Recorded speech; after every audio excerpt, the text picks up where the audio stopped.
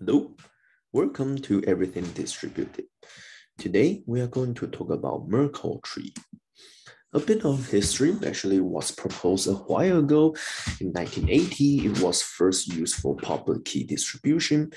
And then later on, people find out that actually it's very useful in other contexts as well. And then nowadays, it has many real-world applications, NoSQL, and then of course Bitcoin. And if you use GitHub or GitLab, actually it's using this kind of Merkle tree idea to make the application, to make the system really efficient. And today we are going to see how Merkle tree works. And the content is based on this paper by these three people providing authentication and integrity in outsourced database using Merkle hash tree, and it was later published in ACM transaction of storage. So the application they are looking at is called outsourced databases. You have an owner and you have a server that cannot be trusted. Then the idea is the owner has some data. It's a set of data that's called D, and the owner wants to store the data on the server. Okay.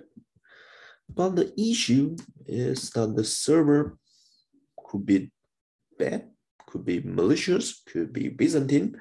So when the owner, right, they already send the data to the server, so effectively, owner doesn't really have the original data at all. Wait a minute. Let's see. Yeah.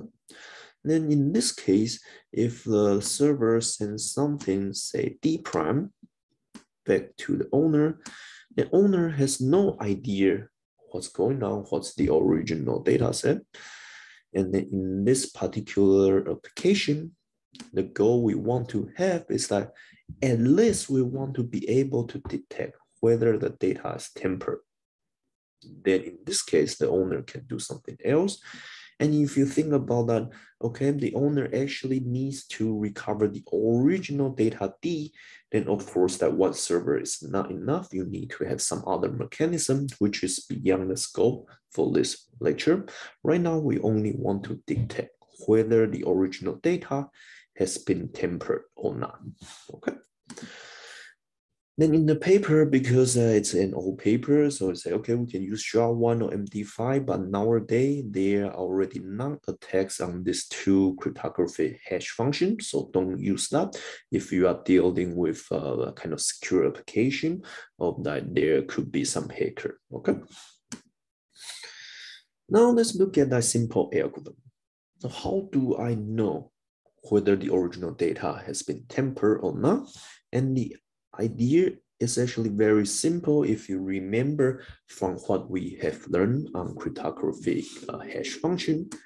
So you pick a secure hash function H, then the owner only need to store this HD.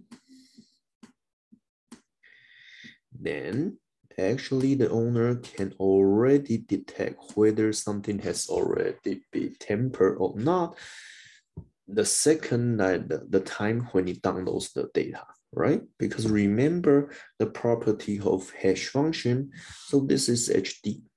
Then the owner downloads something, say D prime. Then you compute the thing of HD prime. Then you just check whether these two hash value match or not. If they match, then that's good. The server doesn't tamper anything, but if they don't match, then you know that by the property of a hash function, something's not right. However, there's a drawback of this kind of approaches because that when you want to outsource something, how big is your data? And that's the first weakness or the disadvantage is that it's very slow to compute HD. And typically database is kind of dynamic. If you need to change very often, then this thing is not very scalable. And the second issue is that usually we don't need to have entire database. We only need to have subset or even an element in the database. Then when you download something, say you download D, I want to download D. Then in this case, you cannot compute a hash. You need to download entire database again to check whether it matched the original hash value that you store locally. So the Merkle tree idea was used to solve these issues. Okay, let me clean the drawing. Good. Now let's look at exactly what's Merkle tree. So Merkle tree, it's based on the idea of tree and then a very clever usage of hash function. And then the tree has to be binary and the tree has to be balanced. So the idea, let's look at a very small example. You have data 3569 and that's stored in the leaf. And additionally, the leaf also need to store the hash values. So you have H1, which is apply H3, H2, apply hash function on your second data, so on and so forth. Once you get these 4 hash values, on the second layer, you do another hash. So here it's a hash1 concatenated with hash2. So you can view this as another binary number. You just put it into the input value of the hash function, you get H12, H34. Then on the root level, you are doing the same thing, H12 and H34, and then you apply hash.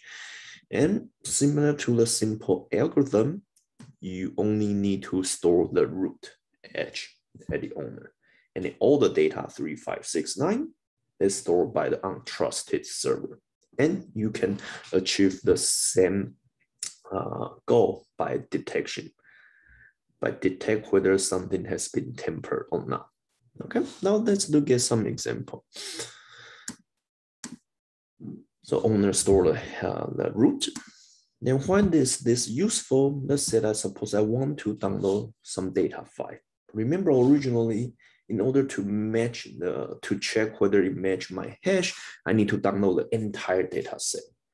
But right now, how do I make sure that it's authentic? It's not tampered. And remember, these are the 2 things that the owner has. Then what else do you need in order to compute the hash function, the hash value of H, and then to check whether those 2 things are equal? Then, right, so the idea is that locally, the owner needs to reconstruct the Merkle tree. So what you need, if you look at tree, you're comfortable with trees, then you know that, okay, I only need to download H1 and then I download H34, then I can compute the root. So let's work slowly to check how that works. So the idea is that you already have this H2, then the server send you H1, so you get this 2, then later on you can compute H12. Once you compute H12, the server also gives you this H34. So once you have this H34, this 2 value, then you compute H. Then you can check whether they match or not. Okay. And remember, compared to the original one, you need a whole data set. Right now, you only need 1 original data and some hash value. And remember, hash value is typically a fixed size, the value, so it's much, much smaller, and that's why it's very efficient. Now, let's look at the other example. And then this thing, it's also very useful for doing consecutive queries. So if you look at this larger tree again, then you are going to query the middle 4 values. Then actually you only need to get 2 hash values in order to check whether something has been tampered or not. I will leave that as an exercise to figure out which 2 hash values you need in this particular example. And then the other thing is about update, right? So because database is dynamic, you also want to update the value. Suppose I want to update data 9, then how do I do that? In this case, you have 9. Then you just need to recompute H34. Once you have that, you recompute the root H. So now you store the new hash value, then that's all. You don't need to compute a hash on everything again. So it's good. Okay, so now let's look at the final part. In terms of Bitcoin, why do we need Merkle Tree? So think about what's Bitcoin. It's a permissionless system. Everyone can join. And then it could be potentially malicious. It could be Byzantine. You need to somehow to understand that or that to verify some data is actually correct. And then you don't want to go through all the detail to check all the transaction, all the data, because the data is too large. And then that's why we want to approve of something that is included correctly, or we call it proof of membership. So the idea is very simple. Like we have miners that try to include all the transactions, and then this miner need to convince others, like say clients or other miners or peers, say that, hey, I only include a good transaction, and then I have put them correctly in the block, and then you can use almost identical approaches. What we saw in the outsourced database thing. You only need to check a few hash values in order to be sure that transaction is correct or is valid. And if you are interested in detail, how they verify it, how they implement it, here is a good resource for simplified payment verification. Okay, that's all I want to share with you today. The first is the idea of Merkle Tree. Why do we want to use it? And then the application of outsourced data, and in particularly in Bitcoin, why we need this Merkle Tree. That's all. Thank you.